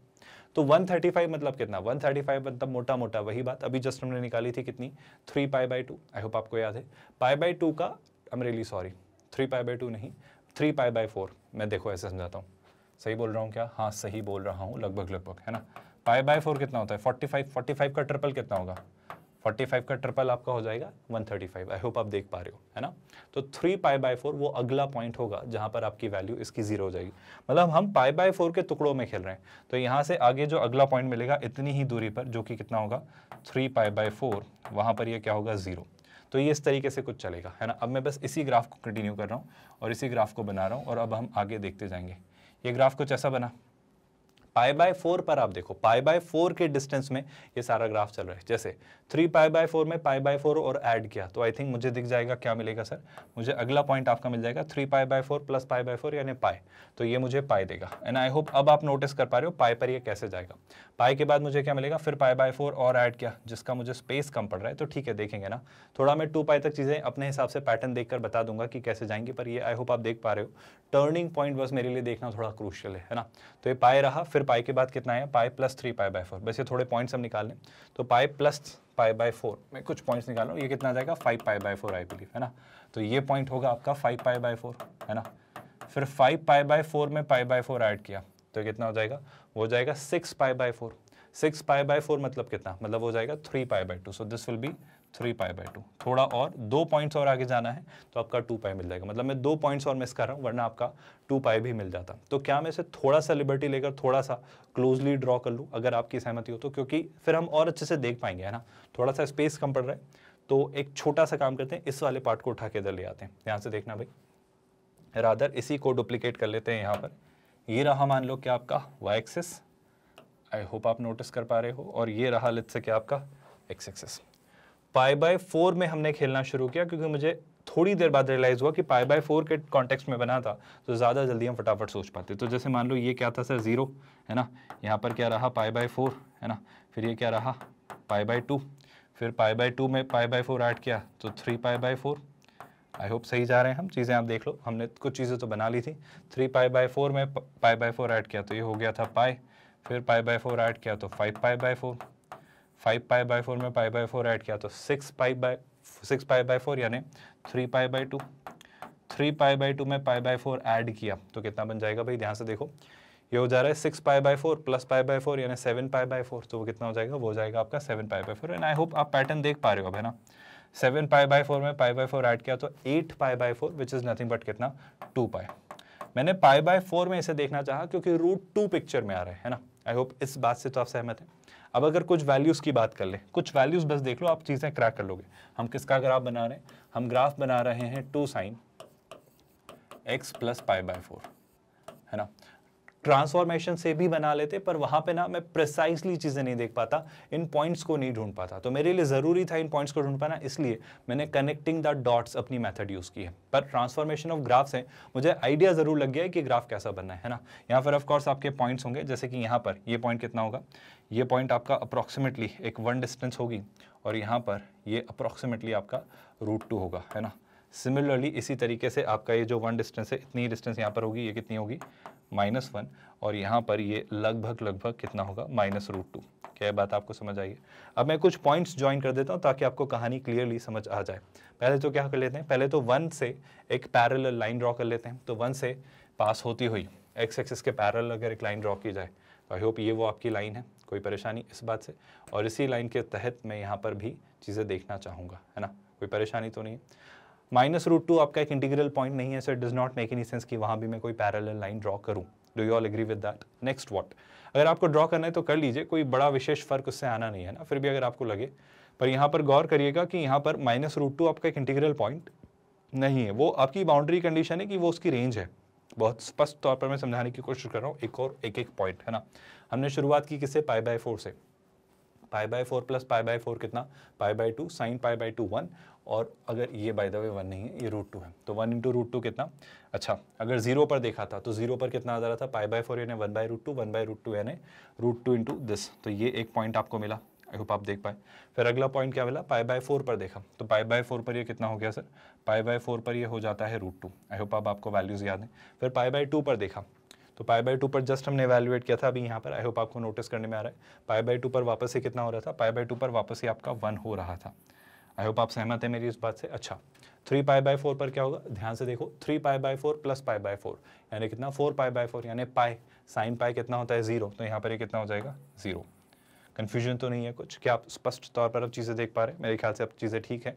पाई पर देखना चाहा, आई होप आप अब कनेक्ट कर पा रहे हो, है ना, पैटर्न बिल्कुल स्पष्ट सा है। पाई पर मेरे ख्याल से ये कोई वैल्यू आनी है, 5 पाई बाय 4 पर ये कोई वैल्यू आनी है, 3 पाई बाय 2 पर वापस ये कोई वैल्यू आनी है, 7 पाई बाय 4 पर आपकी वैल्यू 0 हो जानी है, और 2 पाई पर ये यहाँ कहीं पहुँच जाएगा। क्या अब आप ग्राफ देख पा रहे हो, कुछ खास फर्क नहीं पड़ा है, पर मैं चाह रहा था कि बहुत प्रिसाइज सा, एक्यूरेट सा ग्राफ बने ताकि आप चीज़ें देख पाएं और समझ पाएं। क्या हमें भी एग्जामिनेशन हॉल में इतनी मेहनत करनी पड़ेगी, नहीं। बस अभी जब आप पहली दफ़ा चीज़ें समझ रहे हैं तो शायद बहुत फर्क लग रहा है, पर जब आप चीज़ें के आदी हो जाएंगे, जब इनसे फैमिलियर, यूज्ड टू हो जाएंगे, अकस्टम्ड हो जाएंगे, तो आपको इतना वक्त नहीं लगेगा इन क्वेश्चंस को करने में, है ना। तो अगर मैं डॉट्स कनेक्ट कर दूँ तो मुझे ग्राफ मिल रहा है, आई थिंक ग्राफ मिल रहा है। पहले तो मैंने बस ग्राफ अच्छे से बनाना चाहा ताकि चीज़ें आपको स्पष्ट समझाई जा सकें और आप इनके साथ कंफर्टेबली चीज़ों को देख पाएँ और सोच पाएँ कि कैसे वो बनी। तो आई होप आपको ग्राफ समझ आ रहा है ना। मैं ग्राफ थोड़ा ठीक से बना दूँ ताकि आपको ग्राफ में कोई परेशानी ना आए और आप चीज़ें देख पाएँ। तो ये आपका ओवरऑल ग्राफ बनना है किसका भाई, इस फंक्शन का, इस तरीके से बनेगा। और अगर ये ग्राफ, आई होप वो कर्वेचर बहुत स्मूथ नहीं बना है, but I hope you are realizing वो कैसा बनना है। अब क्या, अब अगर मैं चीज़ें देखना चाहूँ तो मेरे लिए मुश्किल नहीं है चीज़ ढूंढना। कैसे, इंटीग्रल पॉइंट पर मैं पॉइंट्स ड्रॉ करता हूँ, जैसे 1 पर √2 पे कुछ बनाने की जरूरत नहीं। अगला पॉइंट क्या होगा आपका, पाई बाय 2 से पास होता है ये वाला point. I hope you are okay with that, है ना। इस तरीके से आपका ये पॉइंट भी निकल कर आ जाएगा। इसी तरीके से अगर मैं आगे बढ़ा, इसी तरीके से अगर मैं आगे बढ़ा तो नेक्स्ट पॉइंट कहाँ आ रहा है सर, 0 पर, यानी 3 पाई बाय 4 पर आपको एक लाइन चाहिए होगी। Just give me a second है ना, इसका मैं रेप्लिकेट करना चाह रहा हूँ, इसकी कॉपी क्रिएट करना चाह रहा हूँ। अगला पॉइंट कहाँ मिल रहा है सर? 1 आपको मिल रहा है पाई पर, मैं पाई को थोड़ा शिफ्ट करके यहाँ लिख दूंगा। I hope you are not, that's not a problem for anyone. फिर क्या 5 पाई बाय 4 पर ड्रॉ करने की जरूरत नहीं है क्योंकि वो -√2 है, लेकिन ऑफ कोर्स 3 पाई बाय 2 पर भी आपका ये पॉइंट आना है, तो मैं इसे यहाँ पर शिफ्ट कर दूंगा। इसको लेकर चिंता मत करना क्योंकि कुछ चीज़ें आपको शायद वैसे अलाइन में नहीं दिख रही होंगी, है ना। फिर क्या सर, और कुछ पॉइंट्स हैं जैसे कि 7 पाई बाय 4 पर ये आपका 0 हो रहा है, बिल्कुल सही बात है। और एक और पॉइंट है आपका कि ये 2 पाई पर कितना हो रहा है, 1 हो रहा है ना। चलो ध्यान से देखो, मेरे कुछ पॉइंट्स मिस हो गए, मतलब अलाइन नहीं हुए। जैसे ये कितना था, ये पाई बाय 2 था, तो मैं पाई बाय 2 यहाँ लिख देता हूँ। I hope that works for you, कोई बड़ा फर्क नहीं पड़ रहा, ये आपका पाई बाय 2 है। इसी तरीके से पाई थोड़ा आपका अलाइनमेंट से बाहर हुआ, तो पाई को तो आई होप आप लिखो ना लिखो कोई फर्क नहीं पड़ता, पर चलो यहाँ लिख देता हूँ। ये कितना है, ये आपका पाई है ना। इस तरीके से 3 पाई बाय 2 थोड़ा अलाइनमेंट से हमारे बाहर हो रहा है, तो 3 पाई बाय 2 को मैं यहाँ लिख लेता हूँ। मैं थोड़ा सा चीज़ें बस लिख ले रहा हूँ ताकि जब मैं आपको समझाऊँ तो आप कन्फ्यूज ना हो, है ना।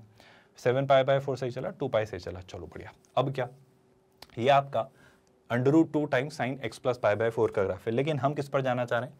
हम तो सर जाना चाह रहे थे किस पर, sine x plus cos x का GIF, जो कि क्या है, जो कि है √2 times sign x plus pi by 4 का GIF। तो चलो सर इसका GIF बना लेते हैं। इसका GIF कैसे बनेगा सर?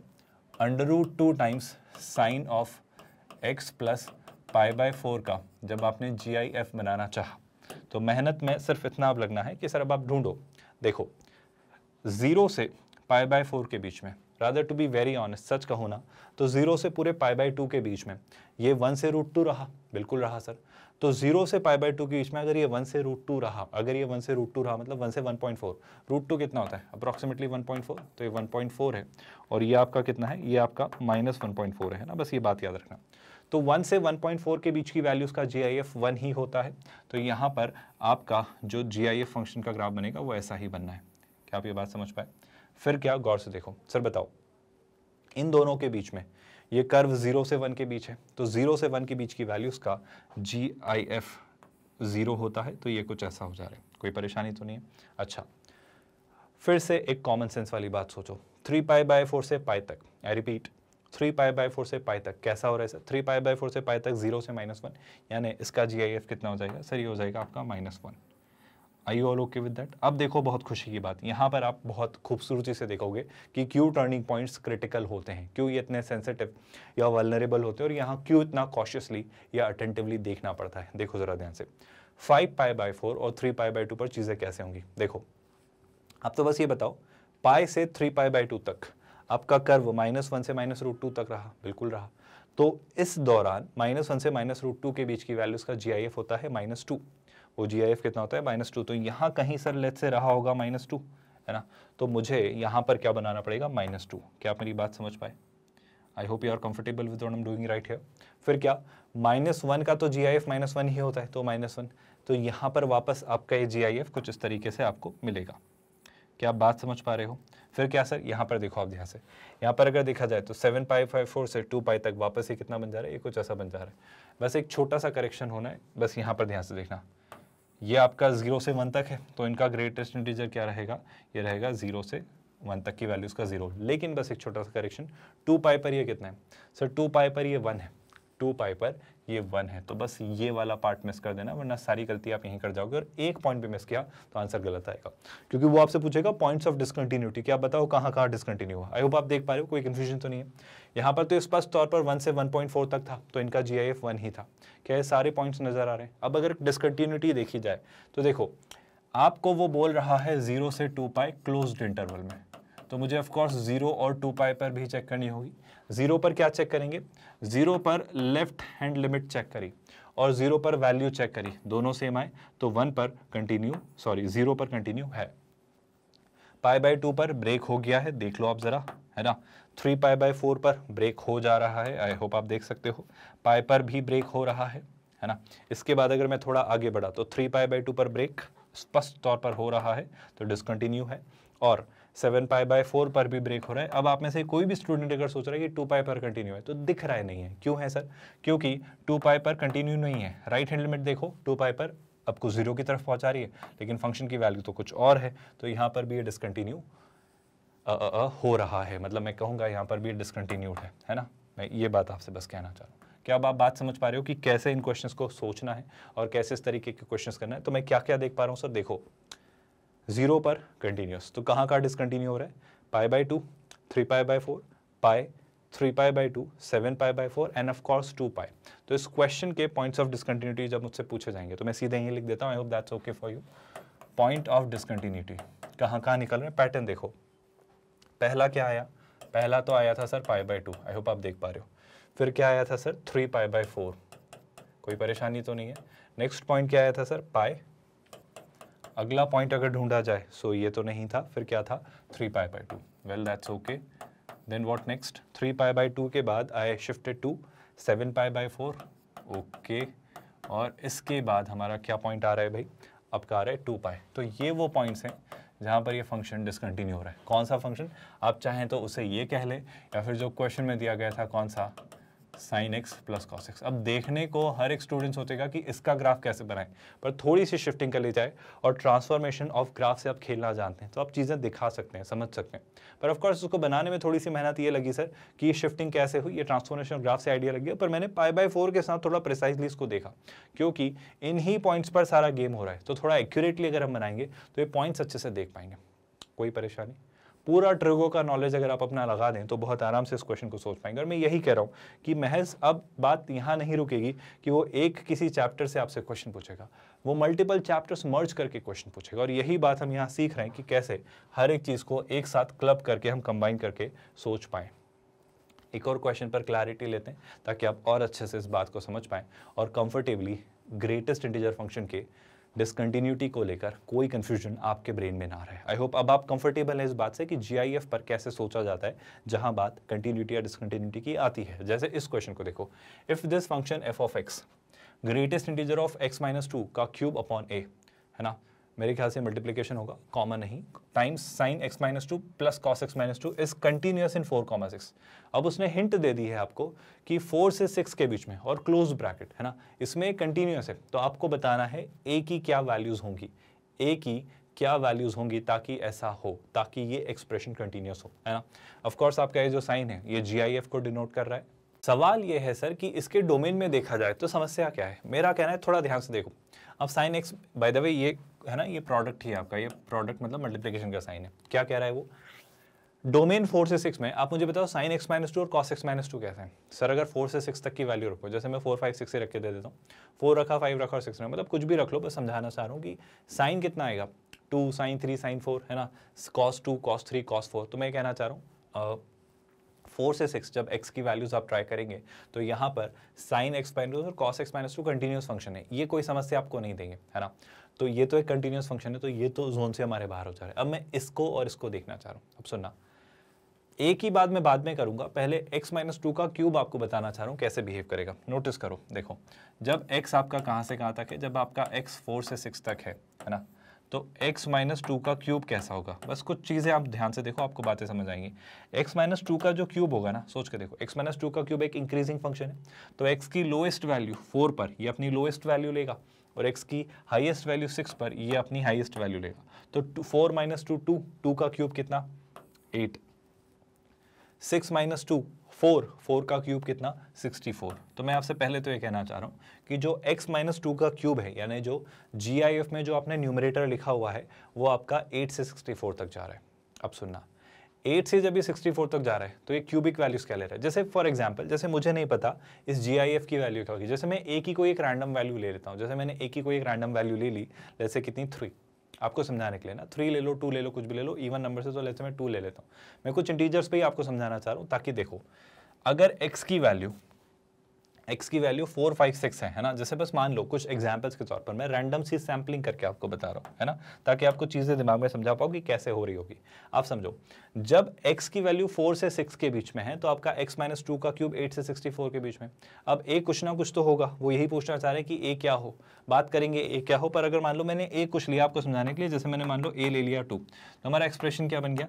x-2 का क्यूब डिवाइडेड बाय 2, है ना, ये हमारा एक्सप्रेशन है। अब x-2 का cube divided by 2, integral values ले रहा है क्या? हाँ सर ले रहा है। कहाँ का ले रहा है सर? 8 से 64 के बीच में इन वैल्यूज को अगर 2 से डिवाइड किया तो एक तो क्या वैल्यू आएगी, एक आएगी आपकी 4 है ना, फिर 8 के बाद क्या आएगा 10, वो कितना हो जाएगा 5, 10 के बाद क्या आएगा 12, 12 कितना हो जाएगा 12 का हाफ हो जाएगा 6।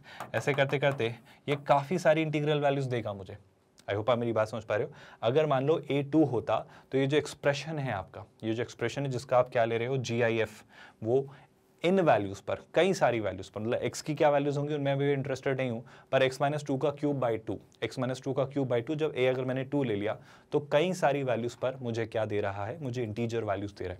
और आई होप आप जानते हैं अगर इस एक्सप्रेशन में मुझे इंटीजर वैल्यूज मिल रही हैं तो इसका GIF x की उन सारी वैल्यूज पर जहां पर ये इंटीजर वैल्यूज मिल रही है वहाँ डिसकंटिन्यूटी जनरेट करेगा।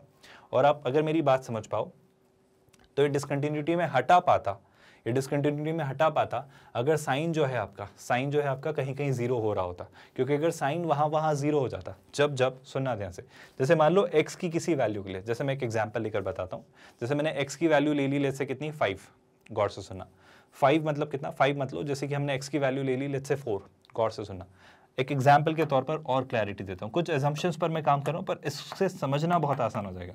जैसे मान लो x की वैल्यू ले लेते हैं हम 4 है ना, अब जैसे ही मैं x की वैल्यू 4 लेता हूँ तो 4 माइनस 2 का क्यूब कितना, 4 माइनस 2 2 का क्यूब 8, 8 बाई 2 कितना, 8 बाई 2 हो जाता है 4, तो मुझे इस एक्सप्रेशन की वैल्यू कितनी मिली 4 है ना, ये क्या मिल रहा है, एक इंटीजर मिल रहा है। अच्छा सर x की वैल्यू जब 4 है तो sin x माइनस 2 कैसा होगा, sin x माइनस 2 मतलब क्या, 4 माइनस 2, तो ये कितना हो जाएगा, ये आपका हो जाएगा sin 2, ये आपका कितना हो चुका होगा भाई, ये आपका हो जाएगा sin 2। sin 2 जब इस एक्सप्रेशन से मल्टीप्लाई होगा जो कि इंटीजर वैल्यू बना रहा है, तो जाहिर सी बात है ये एक ग्रेटेस्ट इंटीजर फंक्शन और ये कंटिन्यूस फंक्शन, इनका प्रोडक्ट डिसकंटिन्यूटी ही जनरेट करेगा, क्योंकि ये जीरो नहीं हो रहा है। समझना बात को, अगर ये जीरो होता तो फायदा क्या होता, जहां जहां ये जीरो हो जाता, जब ये डिसकंटिन्यूटी शो कर रहा है तो ये कंटिन्यूस ही बन जाता।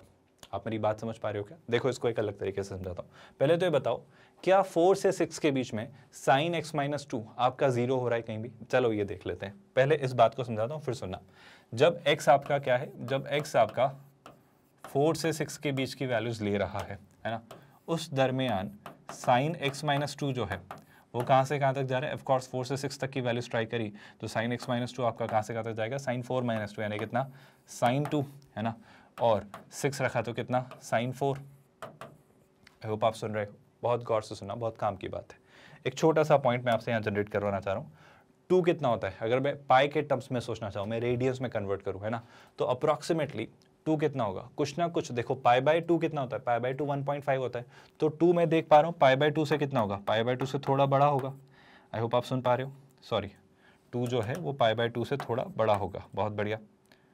आई होप मेरी बात आप समझ पा रहे हो। अच्छा 4 कितना होता है, 4 अप्रॉक्सीमेटली पाई कितना होता है, पाई आपका 3.14 होता है, तो 4 आपका पाई से बड़ा है, तो 4 जो है वो आपका पाई से बड़ा है। तो मैं कहना चाह रहा हूँ बीच में एक पॉइंट मुझे पाई मिलेगा। आप सुन रहे हो, sin x माइनस 2 किससे किसके बीच है, sin 2 से sin पाई बाई 4, यानी अप्रॉक्सीमेटेड गैस अगर मैं दूँ तो बस एक ऐसा आइडिया देना चाह रहा हूँ कि जो sin x माइनस 2, बस एक बात समझाना चाह रहा हूँ, sin x माइनस 2 जो होगा वो आपका, ये जो 2 है आपका, ये जो 2 है ये sin पाई बाई 2, जो sin 2 है तो sin पाई बाई, देखो मैं दोनों तरफ sin ले लेता हूँ, तो sin 2 sin पाई बाई 2 से बड़ा होगा, sin पाई बाई 2 यानी कितना 1, तो अप्रॉक्सीमेटली 1 से बड़ा होगा। क्या मेरी बात समझ पाए? लेकिन ये एक पीरियोडिक फंक्शन है जो कि ऊपर नीचे जा रहा होता है, तो बीच में कहीं ना कहीं पाई आ रहा है क्या, हाँ सर पाई आ रहा है। जहाँ पे पाई आ रहा है सोच के देखो, sin 4 और sin पाई कितना होता है 0, तो मैं आपसे कहना चाह रहा हूँ एक जगह कब, एक जगह sin x माइनस 2 0 हो रहा है। मैं फिर से कहता हूँ, जब आप x की वैल्यू 4 से 6 ट्राई कर रहे हो, बहुत ही रफ सा आइडिया देने की कोशिश की, बहुत अच्छा मेथड यूज नहीं किया, पर मैं कहना चाह रहा हूँ 4 से 6 के बीच में पाई आता है, 4 से 6 के बीच में पाई आता है। कैसे आता है सर, x माइनस 2 पाई बनेगा, x माइनस 2 पाई कैसे बनेगा वो सुनना, x माइनस 2 क्या पाई बन सकता है, देखो समस्या नहीं है कुछ भी, x माइनस 2 पाई कैसे बनेगा, जब x आपका कितना हो जाएगा पाई प्लस 2, जब x कितना होगा पाई प्लस 2, पाई कितना है 3.14, इसमें 2 ऐड किया तो 5.14, और जो 5.14 है वो 4 से 6 के बीच में लाई कर रहा है। ये मैं क्यों कहना चाह रहा हूँ सुनना, 5.14 अगर मैंने यहाँ पास किया, समस्या सुनना, 5.14 मैंने यहाँ पास किया तो 5 में से 2 सब्ट्रैक्ट किया तो समथिंग अराउंड कितना, फिर एक बार 3.14, 3.14 का क्यूब किया और अगर उसे 2 से डिवाइड किया तो क्या एक इंटीजर बनना है? सर चांस ही नहीं है। आप सुन रहे हो क्या? 3.14 का क्यूब अप्रोक्सीमेटली एक डेसिमल में ऑपरेशन होगा और उसको 2 से डिवाइड किया तो वो एक इंटीजर नहीं बन रहा है। मतलब मैं कहना चाह रहा हूँ एक मौका आया था, एक पॉइंट आया था जहां पर साइन x माइनस 2 0 होता, जहां पर साइन x माइनस 2 0 होता, x की वैल्यू 4 से 6 के बीच में एक पॉइंट हमें मिला था, x की मुझे एक वैल्यू मिली थी, x की मुझे एक वैल्यू मिली थी क्या भाई? पाई प्लस 2 जो कि 4 से 6 के बीच में है, जहां पर आपका साइन x माइनस 2 0 हो रहा था, जहां पर ये 0 हो रहा था, पर वहां पर ये इंटीजर ही नहीं बन रहा है। तो वहां पर तो एनीवे मेरी कहानी सॉर्टेड है। कहानी में मैं ट्विस्ट ये बताना चाह रहा हूं कि अगर ये 0 हो जाए जहां जहां ये डिसकंटिन्यू हो रहा है तो मेरी डिसकंटिन्यूटी सॉल्व हो जाएगी और वो कंटिन्यूस रहेगा। ये लाइन फिर से सुनिएगा, जहां जहां ये greatest integer function discontinuity generate कर रहा है उन पॉइंट्स पर x की उन सारी वैल्यूज पर अगर ये एक्सप्रेशन 0 हो जाए, अगर ये साइन x माइनस 2 0 बना दे x की उन सारी वैल्यूज पर, तो मेरी डिसकंटिन्यूटी सॉल्व हो जाती। मतलब ये फंक्शन हर जगह 4 से 6 के बीच में डिसकंटिन्यूटी रिजॉल्व कर चुका होता और ये कंटिन्यूस होता। आप सुन रहे हो क्या? लेकिन समस्या ये आ जा रही है कि जहां जहां x की जिन वैल्यूज के लिए साइन x माइनस 2 0 हो रहा है, जैसे कि आपने एक वैल्यू देखी अभी, वहां पर ये पॉइंट आपका एक इंटीजर वैल्यू जनरेट कर ही नहीं रहा है, तो वहां पर तो एनीवे कंटिन्यूस है। पर जब ये डिसकंटिन्यू हो रहा है तब ये 0 नहीं हो रहा है। तो मैं बस आपको एक बहुत क्रूशियल, बहुत जरूरी बात समझाने की कोशिश कर रहा हूं, अगर आप डाइजेस्ट कर पा रहे हो। ये कंटिन्यूस है, ये कंटिन्यूस है, पर ये फंक्शन तो अपनी डिसकंटिन्यूटी बरकरार रखेगा, ये फंक्शन तो अपनी डिसकंटिन्यूटी बरकरार रखेगा। तो क्या कोई तरीका है, क्या कोई मेथड है कि मैं इसे कंटिन्यूस बना लूं? क्योंकि क्वेश्चन ने कहा है कि ये 4 से 6 के बीच में कंटिन्यूस है, तो क्या तरीका हो सकता है? अब एक दूसरा दिमाग लगाते हैं। पहले ये बात समझ आई, मैंने क्या किया, मैंने इसे ऐसा अपने आप पे छोड़ दिया। मैंने कहा एज कुछ भी हो सर, देखने की कोशिश करते हैं क्या साइन x माइनस 2 की हेल्प से मैं इसे कंटिन्यूस बना पाऊँ। तो साइन x माइनस 2 ने तो सीधे सीधे हाथ खड़े कर दिए कि मेरे लिए मुश्किल है। मतलब मेरे पास क्या है, मेरे पास लिबर्टी x की है और x आप 4 से 6 के बीच में दे रहे हो, उसके बीच में मैं एक ही बार 0 होता हूँ और जब मैं 0 होता हूँ तब ये 0 नहीं हो रहा है।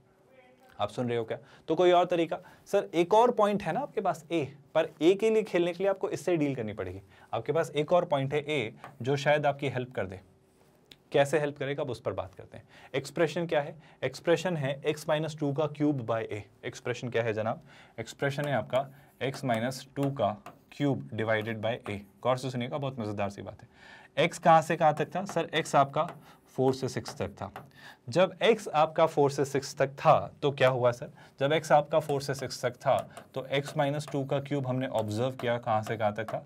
4 माइनस 2, 2 का क्यूब 8 है ना, और 6 माइनस 2 4, 4 का क्यूब कितना? 64। मैं कुछ गलत तो नहीं कह रहा हूं, शायद नहीं कह रहा हूं। अगर आप सोच के देखो, दिमाग से सोचना, अगर ये ग्रेटेस्ट इंटीजर फंक्शन ही 0 हो जाए, आप सुन रहे हो क्या?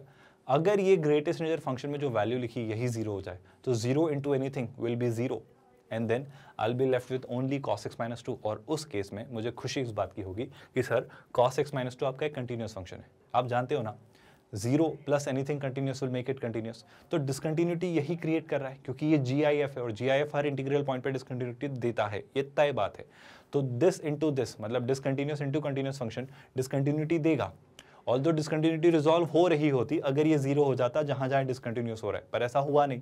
तो मैंने दूसरा तरीका इजाद किया। दूसरा तरीका क्या डिस्कवर किया कि सर इसी को 0 बना देते हैं। जो डिसकंटिन्यूटी दे रहा है उसके पास लिबर्टी है 0 बनने की। कैसे, वो सुनना। आपके पास जो न्यूमरेटर है, आपके पास जो न्यूमरेटर है वो 8 से 64 के बीच में है, बिल्कुल सही बात है। अगर डिनोमिनेटर न्यूमरेटर से बड़ा हो जाए, आप सुन रहे हो क्या? अगर डिनोमिनेटर न्यूमरेटर से बढ़ जाए, पहली बात तो न्यूमरेटर एक फिक्स्ड पॉजिटिव वैल्यू है, तो ये वैल्यू जब 8 से 64 के बीच में है, कौन? आपका न्यूमरेटर है ना। अगर डिनोमिनेटर के पास जो वैल्यू है वो वैल्यू अगर 64 से बड़ी हो जाए तो आप सोच पा रहे हो जो मैं कहना चाह रहा हूं? आप मेरी बात समझने की कोशिश करो। ये तो फिक्स्ड है 8 से 64, बिल्कुल सही बात है। जैसे एक एग्जांपल ले लो, इसकी बड़ी से बड़ी वैल्यू 64 और इसको 64 से बड़ा जैसे 65 रख लिया। मतलब एक बेस्ट केस आपको बताता हूँ, 64/65 अगर होता तो ये 0 पॉइंट समथिंग कुछ होता, क्योंकि न्यूमरेटर डिनोमिनेटर से छोटा है तो फ्रैक्शन 0 से 1 के बीच है, और अगर फ्रैक्शन 0 से 1 के बीच है तो उसका ग्रेटेस्ट इंटीजर फंक्शन क्या होगा? 0। आप सुन रहे हो क्या? मैंने बस एक छोटा सा काम कर लिया। मुझे पता है ग्रेटेस्ट इंटीजर फंक्शन मुझे 0 दे देता है। कब? जब उसके अंदर की वैल्यू 0 से 1 के बीच की हो। उसके अंदर की वैल्यू 0 से 1 कैसे हो सकती है? न्यूमरेटर ने तो कह दिया मैं 8 से 64 के बीच होऊंगा, ठीक है, आपने अपना डिसाइड कर लिया, तो हमारे पास लिबर्टी है डिनोमिनेटर को चेंज करने की, तो मैंने डिनोमिनेटर को 64 से बड़ा बना दिया। जब मैंने डिनोमिनेटर को 64 से बड़ा बना दिया, यानी अगर मैंने a को 64 से बड़ा बना दिया तो फायदा क्या हुआ जनाब?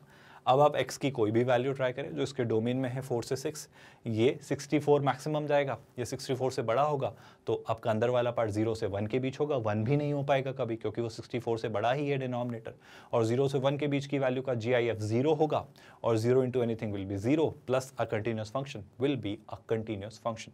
तो मैं इस कंक्लूजन पर आ रहा हूं कि जो आपका a है अगर वो 64 से बड़ा रहा तो आपका ये जो फंक्शन है ये कैसा होगा भाई? ये आपका हमेशा एक कंटिन्यूस फंक्शन होगा। Do you all except my statement जो मैं कहना या करवाना चाह रहा हूँ? मैंने दोनों तरीके देखे, मैंने तरीका देखा कि सर बात बन जाती है अगर यहीं पर, तो मैं कैसे सोच रहा था कि अगर ये 0 हो जा रहा है जहाँ जहाँ डिसकंटिन्यू हो रहा है, ये कहाँ कहाँ डिसकंटिन्यू हो रहा होगा? जहाँ पर ये एक इंटीजर वैल्यू ले रहा है। तो जब जब इंटीजर वैल्यू ले रहा है, क्या sin x माइनस 2 0 बन रहा था? नहीं बन रहा था। हमने एक एग्जाम्पल से देखा, जब मैंने a की वैल्यू 2 ट्राई किया, आप कुछ और भी ट्राई कर लो, तो मुझे ये दिखा कि ये तो अपना हमारा प्रॉब्लम रिजॉल्व नहीं कर रहा है। मतलब अगर इसे कंटिन्यूस बनाना है तो ये डिसकंटिन्यूस फंक्शन और कंटिन्यूस फंक्शन डिसकंटिन्यूटी ही जनरेट करेगा, क्योंकि ये GIF है, बहुत गड़बड़ करता है ये सारी इंटीग्रल वैल्यू पर। तो मैंने कहा ये तो रिजॉल्व नहीं हो पा रहा है, मतलब sin x माइनस 2 हेल्प नहीं कर रहा है, तो एक काम करते हैं, इसी को हटा देते हैं जो हमारी प्रॉब्लम की मतलब जड़ है। लेट्स मतलब इस समस्या को, जो प्रॉब्लम है, रूट कॉज, उसी को एलिमिनेट करते हैं। तो इसको एलिमिनेट करने के लिए उसने लिबर्टी दी थी कि आप a से खेल सकते हो, और वही बात पूछी जा रही है कि a को क्या करता है। तो मैंने कहा a को 64 से बड़ा बना दो। क्यों? क्योंकि ये 64 तक ही जा रहा है, तो ये 0 से 1 के बीच रहेगा, उसका GIF 0 हो जाएगा और बात खत्म हो जाएगी। तो एक एक पहलू को अगर ध्यान से देखा जाए तो क्वेश्चंस वर्कआउट किए जा सकते हैं, और इतनी बारीकी में आपको चीज़ें सोचते आनी चाहिए। आई होप अब मेरा बस इतना सा पूछना है आपसे, क्या आप कंफर्टेबल हैं ग्रेटेस्ट इंटीजर फंक्शन पर बेस्ड क्वेश्चंस के साथ कि इनकी डिसकंटिन्यूटी से कैसे डील की जाती है और इन्हें कैसे सोचा जाता है? मेरा मानना है अब कोई कन्फ्यूजन का स्कोप नहीं है एज फार एज आपकी इस प्रिपरेशन की बात की अगर मैं बात करूं, जो आपको किस चीज़ को लेकर करवाई जा रही है, IIT JEE मेंस है ना, और of course JEE advanced mathematics को लेकर। आई होप अब आप यूज टू होते चले जा रहे हैं, चीज़ें हम कैसे कर रहे हैं, चीज़ें कैसे होनी है, चीज़ें हम कैसे कर रहे होंगे। और मैं सिर्फ और सिर्फ स्पेसिफिकली कौन से सब्जेक्ट की बात कर रहा हूँ, हम मैथमेटिक्स की तैयारी कर रहे हैं, राइट। इस तैयारी में हम बखूबी जानते हैं कि ये तैयारी एक स्ट्रक्चर्ड मैनर में करवाई गई है, क्योंकि हमने शुरुआत की थी कोऑर्डिनेट ज्योमेट्री से, जहाँ हमने शुरू किया था कार्टेशियन सिस्टम यानी पॉइंट्स का डिस्कशन, फिर straight lines, pair of straight lines, circle, parabola, ellipse और हाइपरबोला। अब हम हैं कैलकुलस पर। यहाँ पर हमने रिलेशंस एंड फंक्शन से शुरुआत की। सेट थ्योरी हम एल्जेब्रा में करेंगे, तो चिंता मत करिए, जितना समझ आना था, जितना समझाना था वो आपको बताया गया है, आप निश्चिंत रहिए। रिलेशंस एंड फंक्शंस के बाद हमने लिमिट्स को पढ़ा, फिर हमने डिफरेंशिएशन पढ़ा, और फिर हम कंटिन्यूटी एंड डिफरेंशिएबिलिटी पढ़ रहे हैं। देन हम application of derivatives, monotonicity, maxima and minima पर बात करेंगे, जो कि डिफरेंशिएशन का ही कंटिन्यूएशन है। डिफरेंशिएशन का पूरा क्लब कल्मिनेट करके हम आएंगे किस पर? Indefinite integration, definite integration, area under the curve, और फिर जब सारी कहानी होगी तो इसे क्लब करके देखेंगे डिफरेंशियल इक्वेशंस में। बहुत खूबसूरत सा पार्ट है, आप एक्चुअली एंजॉय करेंगे अगर आप चीज़ें लॉजिकली समझने में इंटरेस्ट रखते हैं तो। देन हम शिफ्ट होंगे vectors in 3 dimensional geometry. Interesting chapters हैं, आप थोड़ा सा टफ उसे पाते हैं, पर यकीन करिए जब हम इतने स्ट्रक्चर्ड मैनर में, इतना मेटिकुलसली उसे इतनी बारीकी में जाकर पढ़ेंगे तो आप हर एक चीज़ को आसानी से समझ पाएंगे और उन्हें अप्लाई करना सीख पाएंगे। देन हम आएंगे एल्जेब्रा पर, जहाँ पर हम theory of equations, set theory, quadratic equations, complex numbers, आपका डिटर्मिनेंट्स, मैट्रिसेस, प्रोग्रेशंस यानी sequence in series, logarithm, probability, permutation and combination, हर एक चीज़, मैथमेटिकल रीजनिंग, स्टैटिस्टिक्स, हर एक चैप्टर को स्टडी करके कवर करेंगे। एंड देन हम शिफ्ट होंगे फाइनली ट्रिग्नोमेट्री पर, जहाँ पर हम trigonometric ratios, trigonometric identities, trigonometric inequations, trigonometric functions, है ना, inverse trigonometric functions, properties in solution of triangle, height and distance पर बेस्ड क्वेश्चंस, हर एक चीज़ एक्सप्लोर करेंगे। और ये काफ़ी सिस्टमैटिकली हम करेंगे। जैसा हम जानते हैं कि हम कंसेप्ट सारे कर रहे होते हैं, उन्हें हम एग्जाम्पल्स यानी इलस्ट्रेशन से कंसोलिडेट करवाते हैं, ताकि आप हर कंसेप्ट पर एक अच्छी कमांड डेवलप करें, आपकी और एक्सपर्टाइज डेवलप हो। इसके लिए आपको भी क्वेश्चंस प्रैक्टिस के लिए दिए जाते हैं असाइनमेंट क्वेश्चंस के तौर पर। एंड देन ये यकीन दिलाने के लिए कि जो कहानी हमने स्क्रैच से शुरू की थी वो हम JEE एडवांस लेवल तक ला चुके हैं, हम JEE एडवांस के सारे प्रीवियस ईयर्स क्वेश्चंस भी करते हैं हाथों हाथ उसी चैप्टर के साथ। तो इस तरीके से हर एक चैप्टर को कल्मिनेट किया जाता है। और सबसे खास, सबसे विशेष, सबसे ज़रूरी बात कि ये जो तैयारी है आपकी, ये एक 100% free of cost quality online education platform पर करवाई जा रही है, जो आपको किंडरगार्टन से 12th स्टैंडर्ड तक एजुकेशन देता है। आप हमारे नोट्स, पीडीएफ्स और ई बुक्स भी डाउनलोड कर सकते हैं। इसके लिए आपको इसी वीडियो के डिस्क्रिप्शन में दिए गए लिंक गेट नोट्स पर क्लिक करना होगा। विद दैट मेरा यकीन है आपने एक अच्छी अंडरस्टैंडिंग बिल्ड की है। नेक्स्ट लेक्चर में और एक और टॉपिक उठाएंगे, सिग्नम फंक्शन के बारे में बात करेंगे, और ऐसे करते करते हर एक फंक्शन को हम डिस्कस करेंगे डिसकंटिन्यूटी के पर्सपेक्टिव से। सो आई थिंक काफ़ी है इतना। Let's call it a day here. ख्याल रखिए अपना। Thank you so much for watching this video.